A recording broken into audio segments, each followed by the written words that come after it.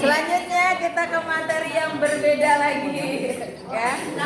Ya, perbedaannya agak jauh dan kita mengosongkan lagi sehubungan dengan yang dua materi tadi. Sekarang kita masuk ke materi baru lagi. Dipersilahkan. Ya, Assalamualaikum warahmatullahi wabarakatuh. Waalaikumsalam warahmatullahi wabarakatuh. Yang saya hormati Bu Yani selaku guru mata Oke, pelajaran yes. IKN. Terima kasih. Dan saya yang saya banggakan. Oke. Bersyukur kehadirat Allah SWT. Sehingga kita dapat berkumpul di kelas yang mulia ini. Salawat serta salam selalu kita haturkan kepada dunia kita Nabi besar Rasulullah Muhammad SAW. Ya, di sini saya akan mempresentasikan isi dari makalah saya yang berjudul Iptek di bidang sosial budaya sangat berpengaruh bagi pelajar. Perkembangan iptek yang besar telah merubah cara hidup manusia, termasuk di bidang sosial budaya. Dampaknya terasa nyata di lingkungan sekolah, membentuk cara siswa belajar berinteraksi dan memahami dunia. Iptek telah menghadirkan akses informasi yang lebih luas terbuka. Iptek juga telah mengubah metode pembelajaran di sekolah. Iptek berperan penting dalam mengembangkan keterampilan abad 21 yang dibutuhkan siswa untuk sukses di masa depan. Keterampilan seperti berpikir kritis, memecahkan masalah, berkolaborasi, dan berkomunikasi diperlukan dalam dunia kerja dan kehidupan modern. Iptek menyediakan alat platform untuk melatih keterampilan ini. Yang keempat, kalau Iptek telah mengubah cara siswa berinteraksi dan membangun hubungan sosial. Namun, di balik itu semua, Iptek juga menghadirkan tantangan. Akses teknologi yang tidak merata dapat menyebabkan kesenjangan digital di antara siswa. Konten negatif di internet juga menjadi ancaman bagi siswa. Penting untuk mengembangkan literasi digital yang kuat agar siswa dapat menggunakan teknologi secara bertanggung jawab dan bijaksana. Nah, rumusan masalahnya saya di sini yaitu bagaimana pengaruh Iptek di bidang sosial budaya terhadap perilaku, prestasi akademik dan interaksi sosial siswa-siswi di sekolah. Yang kedua,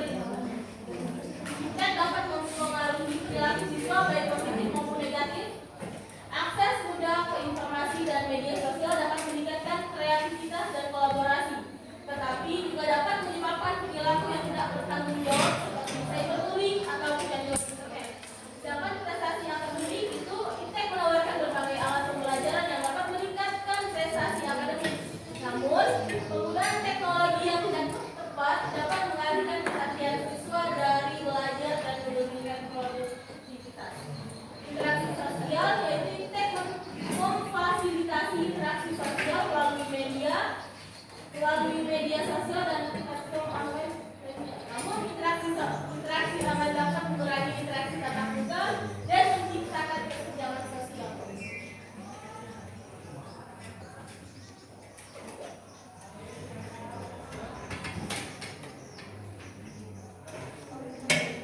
Yang kedua, bagaimana sekolah dapat minimalisir dampak negatif dan memaksimalkan dampak positif tersebut.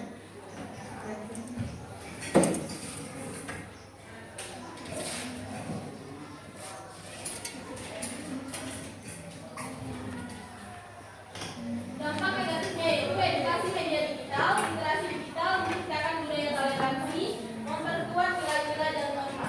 Dengan menerapkan strategi yang komprehensif, sekolah dapat membantu siswa untuk memahami dampak positif dan iptek bidang sosial budaya serta mengembangkan sikap dan perilaku yang bertanggung jawab dalam memanfaatkan teknologi. Sedangkan dampak positifnya yaitu pemanfaatan teknologi untuk pembelajaran, memperkenalkan budaya digital, membangun komunitas digital, dan edukasi kewarganegaraan digital.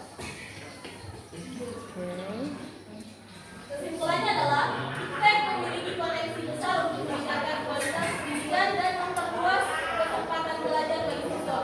Namun, penting untuk minimalisir dampak negatifnya dengan memberikan edukasi tentang penggunaan teknologi yang bertanggung jawab, literasi digital, dan pengawasan yang tepat. Sekolah memiliki peran penting dalam menciptakan lingkungan belajar yang aman, positif, dan mendukung perkembangan siswa dalam Indonesia. Oke. Menurut saya yaitu teknologi memang memudahkan segala kegiatan kita dalam berbagai aspek. Perkembangan iptek sangat berpengaruh dalam kehidupan sehari-hari, maka dari itu kita harus bijak dalam menggunakan teknologi. Adapun saran dari makalah ini adalah membatasi penggunaan Gadget. gadget dalam dan memperbanyak sosialisasi dengan orang lain.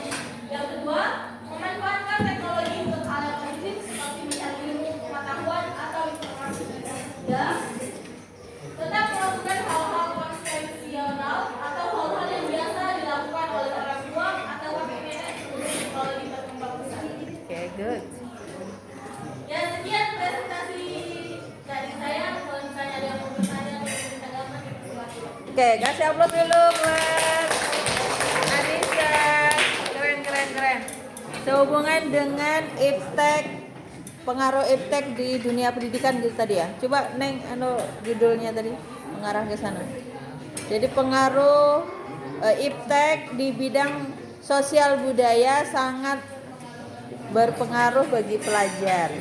Dari apa yang disampaikan sama Anissa tadi luar biasa sehubungan dengan iptek di dunia pelajar, khususnya di lingkungan sekolah ya. Itu pengaruhnya sangat besar ternyata dan ada dampak negatif maupun positif. Kira-kira dari teman-teman ada yang mau menanggapi atau menceritakan pengalamannya sehubungan dengan iptek ini? Atau ada yang merasa bahwa saya sekarang sudah kecanduan dengan iptek atau kata lain gadget yang tidak bisa hidup tanpanya gitu. Sehingga apapun harus dilakukan dengan gadget. Ada yang mau menyampaikan? Silakan. Tidak ada?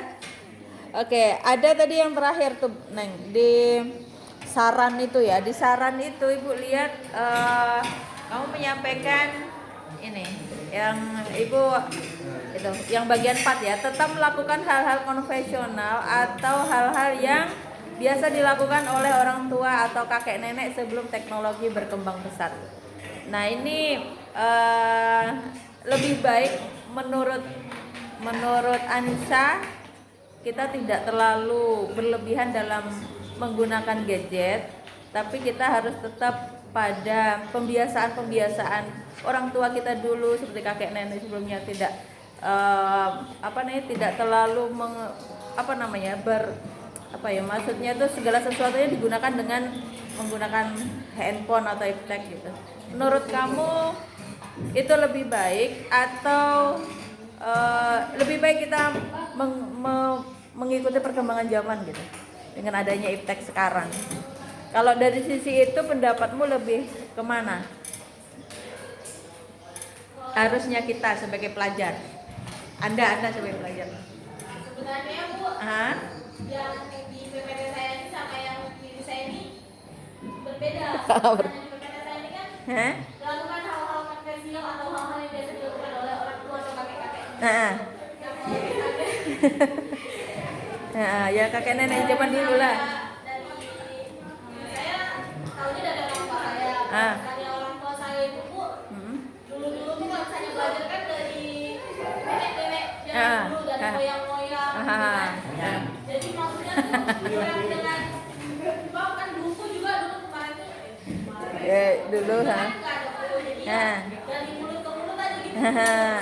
Masih sama-sama. Tapi kalau misalnya sekarang itu menurut saya pribadi, Aha. saya lebih dengan Teknologi gitu ya. teknologi. Oke, memang zamannya kan beda. Ya, jadi dengan adanya makanya disebut dengan generasi Gen Z. Generasi Gen Z itu kan di mana kalian generasi sekarang itu sudah berkecimpung dengan digital, ya. Jadi kalau ditinggal dengan digital atau handphone dalam artian itu, maka akan merasa ada sesuatu yang hilang, gitu ya. Tetapi pernah ibu membaca atau mendengar di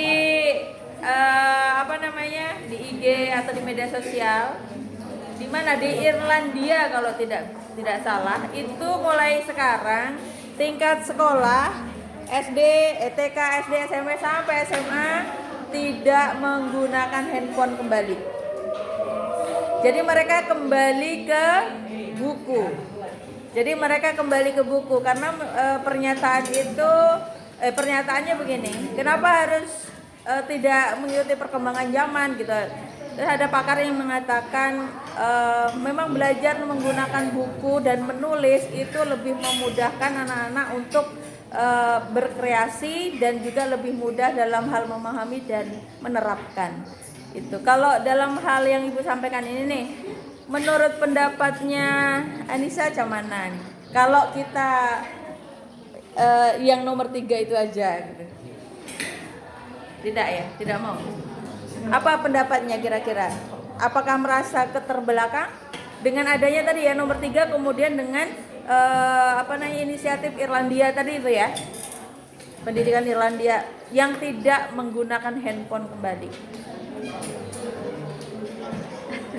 Menurut saya sih Bu, itu juga lebih bagus. Karena mungkin siswanya tuh menyalahgunakan handphone itu, jadi ya dikembalikan menggunakan buku. Tapi kalau menurut saya sih Bu, buku saya kan juga suka membaca. Jadi kalau misalnya buku itu lebih kemudian tuh kalau misalnya kita baca kita tuh bisa berpikir.